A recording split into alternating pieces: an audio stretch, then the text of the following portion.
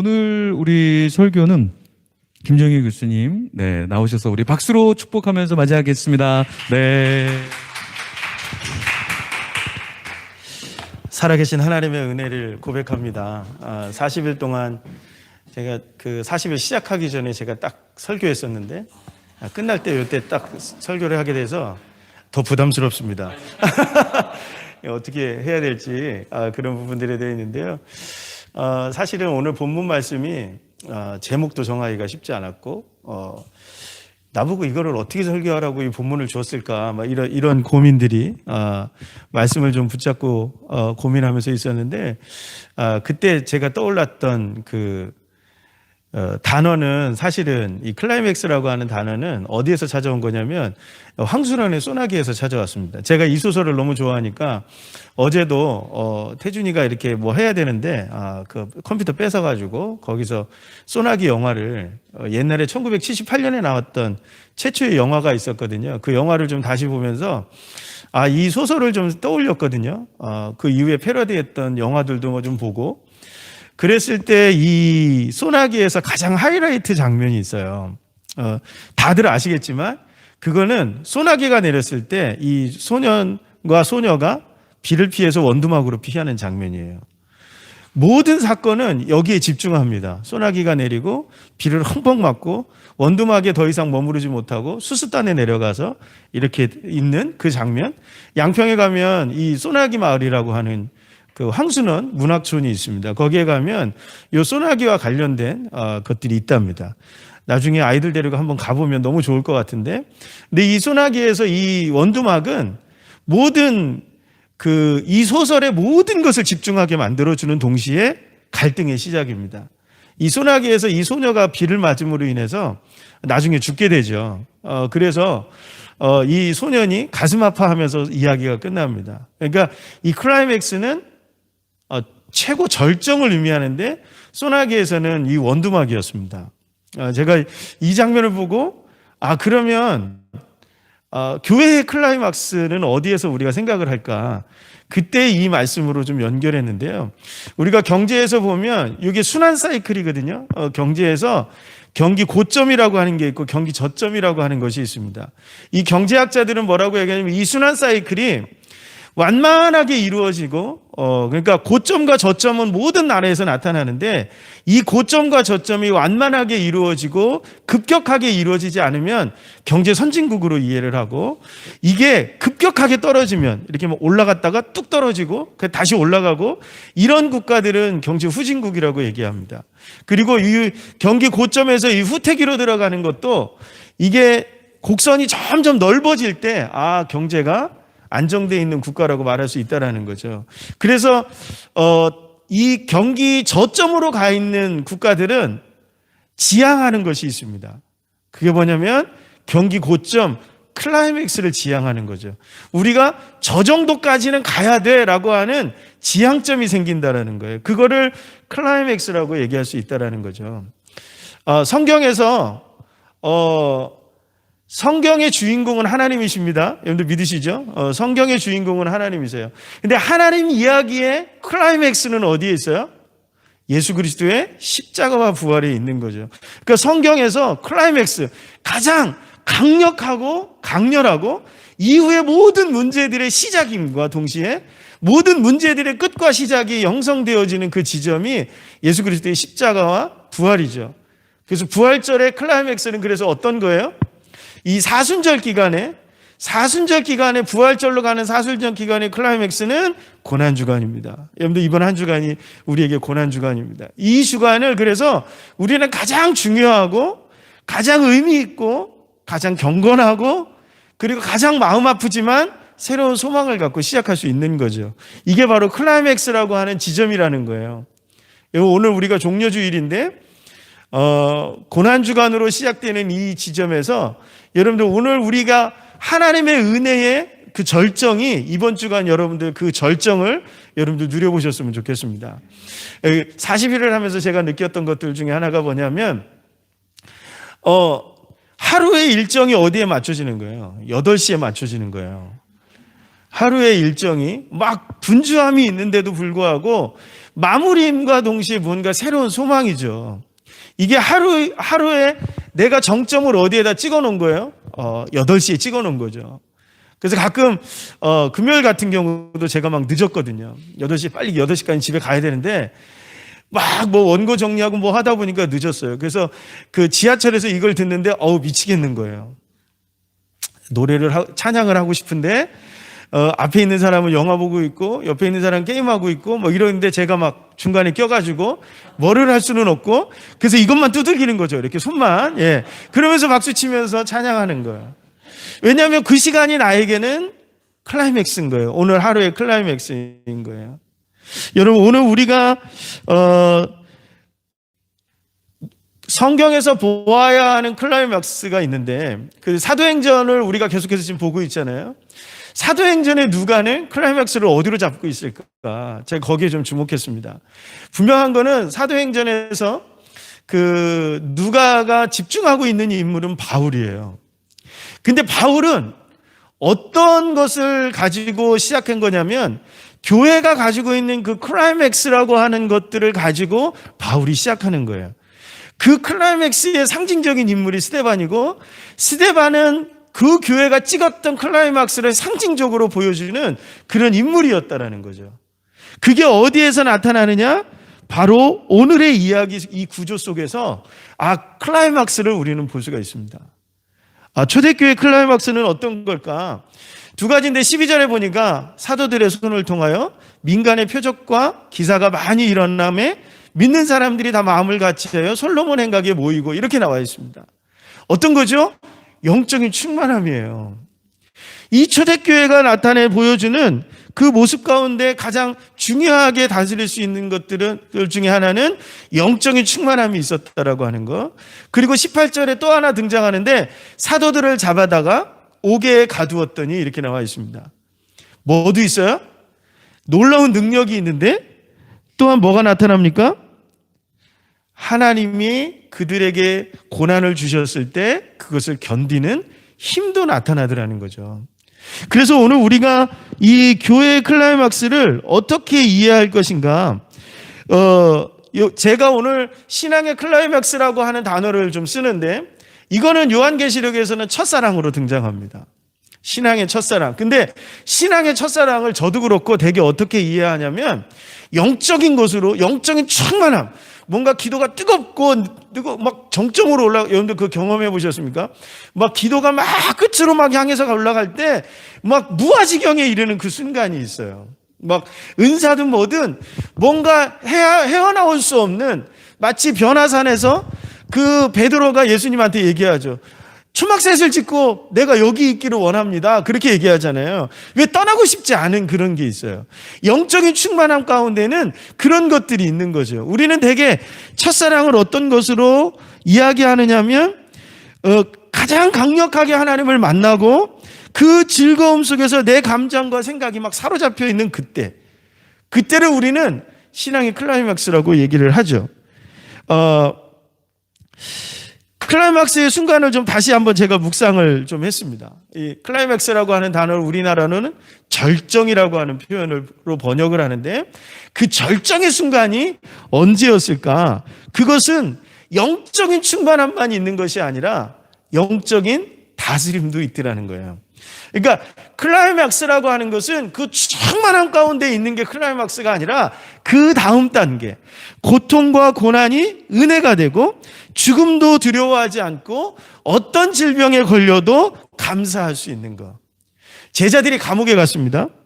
제자들이 감옥에 갔는데 그것이 감정적으로 흥분되지 않는다라는 거예요. 두려움과 공포 가운데 있지 않는다라는 거예요. 그래서 제가 돌아본 것은 그럼 내 인생에 있어서 신앙의 클라이맥스는 언제였을까?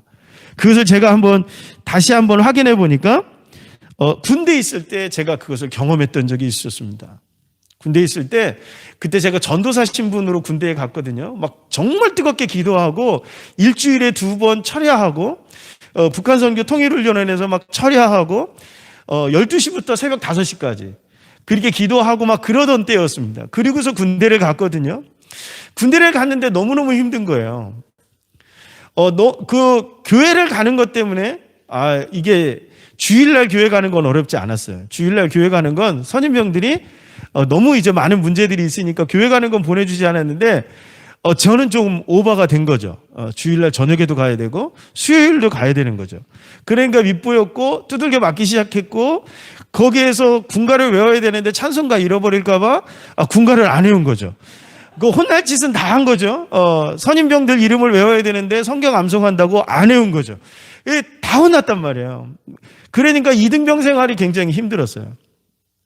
그런데 하나님이 맛보게 하셨던 것이 있어요.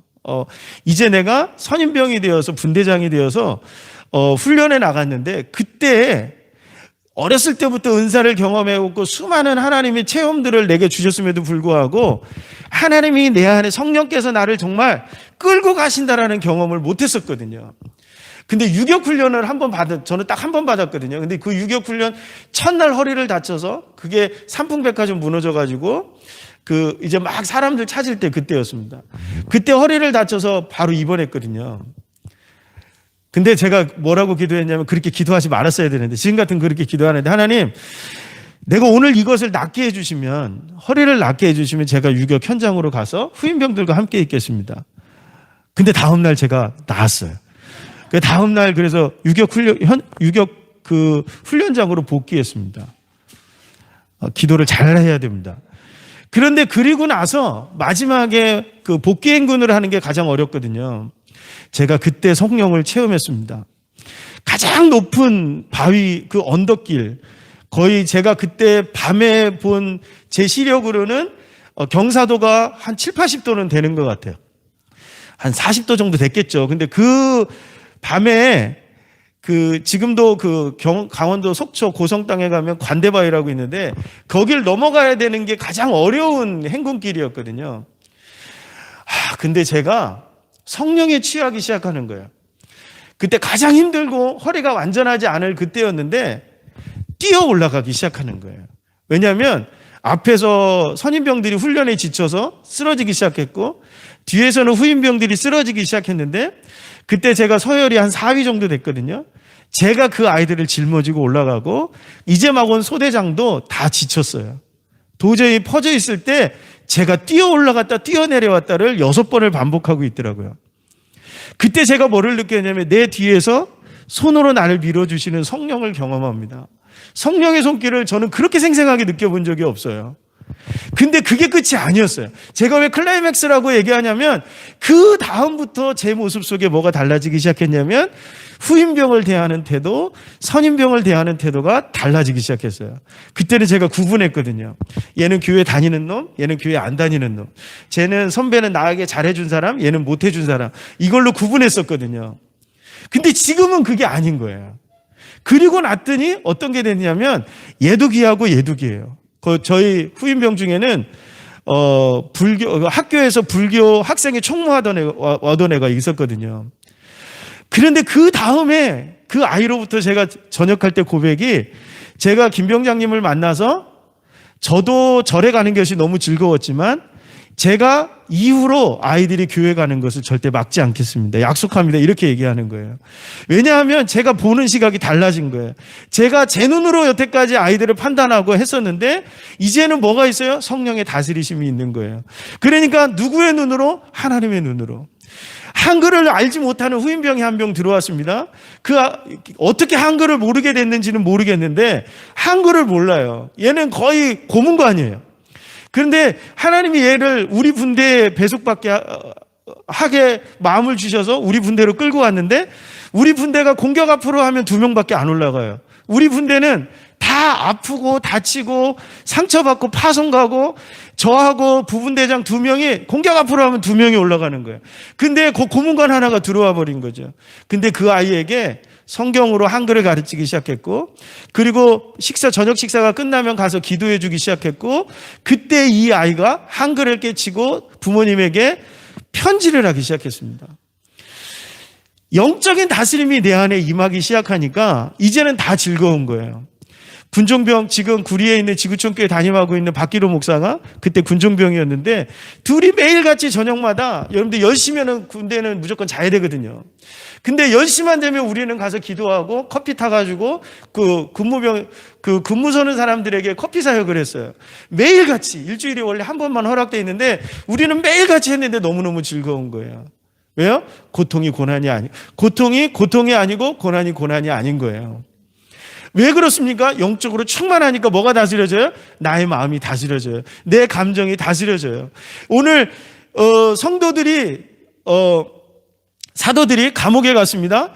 감옥에 갔는데 어떻습니까? 흥분되지 않는 거예요. 억울하게 감옥에 간 거잖아요. 이 사람들이 뭐 잘못했죠? 우리가 앞에도 보지만 영적인 충만함이 있어요.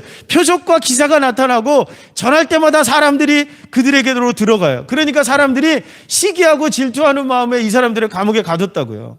근데 이후에 나타나는, 그 전에도 그렇지만 제자들의 모습 속에 뭐가 있어요? 흥분이 없어요.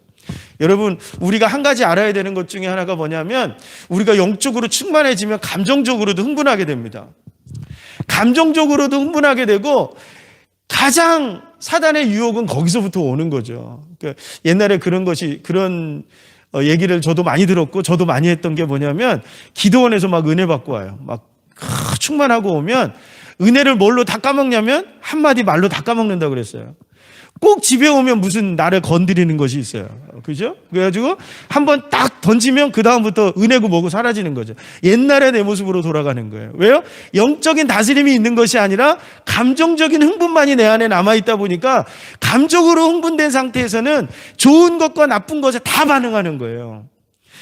영적인 충만함은 클라이맥스의 전 단계예요. 시작 단계예요. 클라이맥스의 최고의 단계는 어떤 거예요? 내 마음과 감정 상식을 성령의 인도하심과 성경의 기준을 따라서 다스리는 거예요. 그래서 제가 한국교회의 클라이막스가 어떤 걸까? 2007년에 되게 어떤 운동이 있었냐면 어게인 1907이 있었단 말이에요. 근데 어게인 1907이 실패했던 거 뭐냐면 영적인 충만함만 우리가 본 거예요. 저는 한국교회사에서 한국교회의 클라이막스 최고 고점이 어딜까? 1907년은 시작이에요. 그러면 클라이막스를 어디로 봐야 돼요? 저는 3.1운동으로 봅니다. 다스림이에요. 어떤 다스림이에요? 그거 보세요. 만세 부르는데 흥분하지 않죠. 옆에서 아버지가 죽고 동생이 죽고 오빠가 죽고 누나가 죽는데 흥분하지 않아요. 무엇으로 유지하죠? 나에게 주셨던 사명감으로만 유지하는 거예요. 뭐만 있어요? 만세만 있어요. 감옥에 갔는데 이 사람들이 동요하지 않습니다. 제가 신문조서를 쭉 읽어보는데 신문조서에 거기에 임하는 사람들의 말이 너무나 논리정연해요. 경찰과 검사들이 조사하는 데 있어서 그들은 너무나 명료하고 너무나 논리정연해요. 길선주 목사님의 신문조서를 읽었는데 경찰이 맨 마지막에 묻습니다. 다음에 또 하면 당신 또 할 거요? 이렇게 물어봐요. 그때 길선주 목사님이 이렇게 얘기합니다. 나라와 민족을 위해서 하는 거라면 또 해야지요. 이렇게 얘기합니다. 뭐죠? 내 마음과 감정, 상식으로 판단하고 움직여지는 것이 신앙의 클라이맥스가 아닌 거예요. 어떤 거죠? 성령의 인도하심과 성경의 기준을 따라서 다스리는 거예요. 그게 클라이막스의 조건이에요. 오늘 그 뒤에 나오는 이야기들을 보면 제자들의 모습은 굉장히 감동적입니다. 막 흥분돼서 이야기하지 않아요. 굉장히 차분하고 논리정이에요. 정연해요. 온유함이 있어요. 부드러워요. 흥분되지 않아요.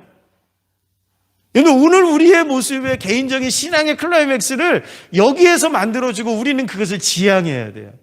그것이 오늘 우리가 해야 될 우리들의 모습이라고 하는 것이죠. 여러분, 아나니아와 삽비라 앞에 선 베드로의 모습 우리가 지난주에 봤잖아요. 여러분, 아나니아와 삽비라가 그렇게 한다고 해서 베드로가 흥분했다면 흥분할 일도 아니죠. 사실은 베드로가 갖고 있는 성향으로 보면 아나니아와 삽비라를 어떻게 했을까요? 야단쳤을 거예요. 그런데 죽이지는 않았을 거예요. 그것에 대해서 가슴 아파했을 거예요. 그런데 베드로는 어떻죠? 굉장히 냉정해요. 누구의 마음으로? 지금 어떤 판단 기준만을 가지고 있어요? 하나님의 판단 기준만을 가지고 있어요. 저는 굉장히 신기했습니다. 어떻게 이렇게 냉정할 수 있지? 저게 사랑이 없는 거야? 아니에요. 사랑은 어떤 거예요? 고린도전서 13장의 사랑을 해석한 풀이한 바울의 이야기를 보세요. 굉장히 냉정해요. 왜요? 기준이 바뀌거든요. 이전에는 남녀로 사랑하지만 이제는 남녀로 사랑하거나 부모 자식 간의 관계로 사랑하는 게 아니에요. 가운데 뭐가 들어가요? 예수 그리스도가 들어가죠. 예수 그리스도를 통해서 사랑하고 예수 그리스도를 통해서 위로하고 예수 그리스도를 통해서 그 마음으로 하는 거예요. 여러분, 오늘 우리가 해야 되는 그 많은 것들 중에 해야 되는 것 중에 하나는 뭐냐 하면 클라이맥스를 유지하고 회복하는 거예요. 스데반이 이 모습을 그대로 닮아가잖아요. 우리 뒤에 보겠지만 이 제자들의 모습, 사도들의 모습을 스데반이 아주 상징적으로 보여준단 말이에요. 절대 흥분하지 않습니다. 오늘 어쩌면 우리는 이 감정적인 것을 다스리지 못하기 때문에 우리가 무너지는 경우가 너무 많다라는 거죠. 여러분, 우리나라 정치를 보세요. 굉장히 감정적이죠. 뭐 너무 쉽게 흥분하고 댓글 하나만 이렇게 막 기사가 나오면 나하고 마음이 다르고 너무 이 죽일 놈들 하면서 막 댓글을 쓰는 게 오늘 우리인데 그게 다 어떤 거죠? 감정적인 거죠. 그리스도인들은 말하고 싶어도 말할 수 없는 존재들이에요. 표현하고 싶어도 표현할 수 없는 존재들이에요. 내게 나오는 감정을 그대로 나가는 것이 아니라 한번 거쳐서 가야 돼요. 마스크에 필터가 없으면 우리가 바이러스에 감염될 수 있잖아요. 마찬가지예요. 우리의 안에 우리의 감정과 우리의 생각과 우리의 상식 안에 하나의 필터를 끼워야 되는데 그게 뭐예요? 예수 그리스도예요. 하나님의 말씀이고 하나님의 성령의 인도하심이라는 거죠. 오늘 우리가 다 무너지고 있는 부분들이 바로 여기에 있어요. 교회 개혁을 주장하시는 분들의 이야기를 저는 가슴 아프게 생각합니다. 그런데 제가 최근에 보여지는 모습들은 너무나 감정적이에요. 클라이막스를 유지하고 회복해야 되는데 그 클라이막스를 유지하고 회복하는 것 중에 첫 번째는 영적인 충만함을 누리는 거예요. 이것은 다스림만 있어서는 안 돼요. 영적인 다스림이라고 하는 건 영적인 충만함을 바탕으로 다스려지는 거예요. 제자들이 왜 감옥 갔는데 평안할까요? 왜 쉬지 말고 기도하고 범사에 감사하고 항상 기뻐할 수 있을까요? 그것은 영적인 충만함이 있기 때문에 그렇습니다. 너무나 단순하지만 예배하고 기도하고 말씀 듣는 그 일들 가운데 우리 안에 충만함이 일어난다는 거죠. 충만함이 재밌는 건 뭐냐 하면 충만함은 담을 수 없는 게 충만함이에요. 너무 담을 수 없어서 흘러가는 거예요. 말로도 흘러가야 되고 능력으로도 흘러가고 막 흘러나가는 거예요. 그러니까 영적인 충만함 속에서 두 가지가 나타나는데 하나는 표적과 기사요 능력의 역사가 나타나고 또 하나는 어떤 것이 나타나요? 하나님의 말씀이 흘러가는 거예요. 복음 전도가 나타나게 되어 있어요. 그럴 수밖에 없어요. 전하지 않고는 견딜 수가 없는 거죠. 영적인 충만함이 클라이막스를 유지하고 회복하는 첫 번째입니다. 그래서 오늘 우리는 예배하지 않으면 안 되고 기도하지 않으면 안 돼요. 말씀 듣지 않으면 영적인 충만함을 누릴 수가 없어요. 하나님이 나를 지배하게 하는 것이 영적인 충만함이에요. 그리고 나서 그 영적인 충만함이 어디로 연결되어져야 돼요? 영적인 다스림으로 연결되어져야 돼요. 영적인 다스림은 기도할 때 다스려질 수 있습니다. 그러니까 성질 날 때 어떻게 하라고요? 기도하는 거예요. 감정적인 뜨거움은 누구한테 발산하라고요? 하나님 앞에 발산하라고요. 내가 화가 나 있는 그 사람한테 감정적인 것들을 발산하지 말라는 거예요. 어떻게 하라고요? 열받으면 기도하라고요. 욕하고 싶으면 하나님한테 하라고요. 성질 나면 하나님한테 먼저 내 마음을 쏟아 놓으라고요. 그리고 우리는 어떻게 해요? 하나님이 주시는 마음으로 만나라는 거죠. 되게 우리가 권면한다고 할 때 실패하는 게 뭔지 아세요? 내 감정과 상식으로 그들을 만나는 거예요. 내게 주시는 하나님의 마음으로 만나고 기도하며 만나는 것이 아니라 내 감정과 상식과 생각을 그대로 날 것을 전해버리니까 그 사람은 못 받아들이는 거예요. 영적인 다스림이 없으면 내가 말하는 모든 것들은 사실은 잘못하면 독이 될 수 있습니다. 잘못하면. 그래서 우리는 내가 무언가를 하기 전에 어떻게 하라고요? 기도해야 된다는 거예요. 그리고 영적인 다스림의 중요한 것 중에 하나는 뭐예요? 말씀을 기억해야 되는 거예요. 판단해야 되거든요. 영적인 다스림은 판단해야 되거든요. 초대교회의 이 영적인 다스림은 물질적인 것을 다스렸습니다. 그죠? 그러니까 내 안에 있는 그것들을 나누는 것에 대한 기쁨이 있었어요. 왜요? 하나님이 우리에게 말씀하시기 때문에 그렇죠. 어떤 것들을 생각나게 해서요? 제자들이 예수님이 산상수훈에서 전했던 그 말씀들을 자꾸 생각나게 해주셨거든요. 말씀을 들으니까 내 삶은 어떻게 해요? 하나님이 주신 말씀과 기준을 회복하는 거예요. 그러니까 그거대로 순종하게 되는 거예요. 영적인 충만함이 있으면 순종할 수 있습니다. 말씀과 기준에 따라서 순종할 수 있는 능력이 생기는 거죠. 그러니까 영적인 충만함과 영적인 다스림을 통해서 클라이맥스를 만들어가는 거예요. 그것을 유지해 나가는 거예요. 2000년 기독교의 역사는 요 초대교회 5장에서 7장까지에 나오는 이 초대교회의 클라이맥스를 유지하고 회복하는데 2000년의 역사가 나타나요. 그러니까 여러분, 오늘 품능교회도 마찬가지입니다. 이제 시작했지만 우리는 뭐를 만들어야 돼요? 클라이맥스를 만들어야 돼요. 영적인 충만함 가운데 오늘 우리 이 품능교회를 하나님께서 어떻게 다스리시고 이끌어 가실지를 누릴 수 있는, 성도 각자가 그 누림을 실천하고 순종할 수 있는 클라이맥스를 만들어가야 그 다음 단계에 진입할 수 있다는 거죠. 여러분, 요 단계가 왔을 때 누가 등장해요?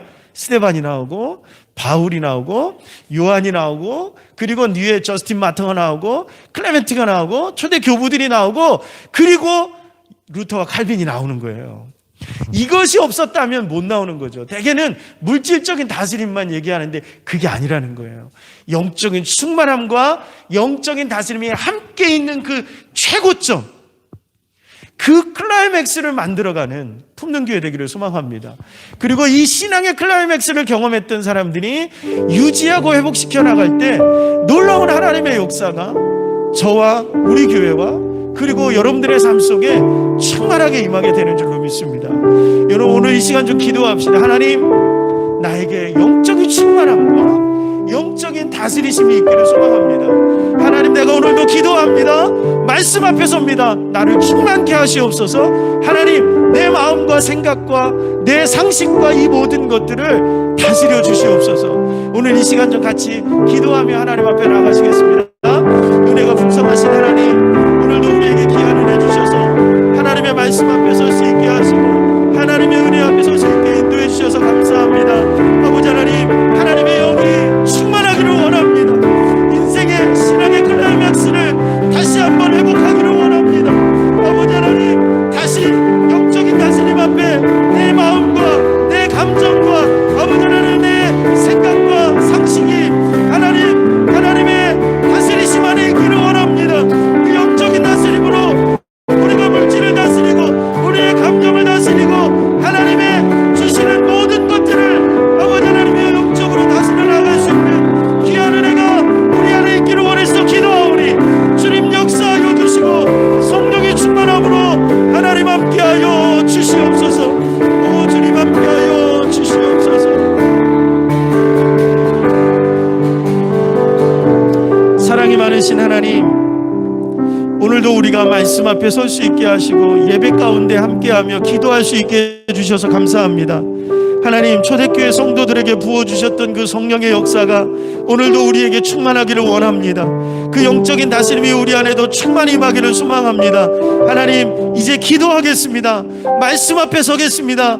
내 감정과 내 생각과 내 상식과 내 모든 행동의 기준이 말씀이기를 원하며 기도하며 하는 모든 것들이기를 다짐하고 결단합니다. 하나님, 기도하며 나아가는 우리 품능교회, 예배하며 나아가는 우리 품능교회, 말씀 앞에 서는 우리 품능교회가 클라이맥스를 찍게 하여 주시고 그 최고점에서 하나님의 역사들을 만들어가는 아름다운 교회 될 수 있도록 축복하여 주시옵소서. 예수님의 이름으로 기도하옵나이다.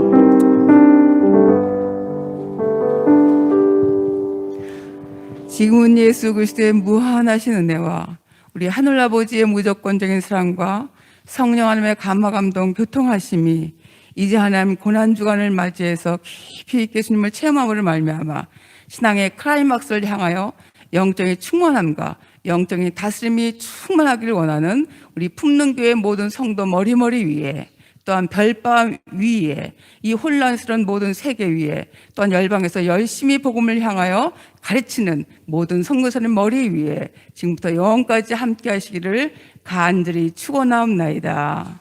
아멘.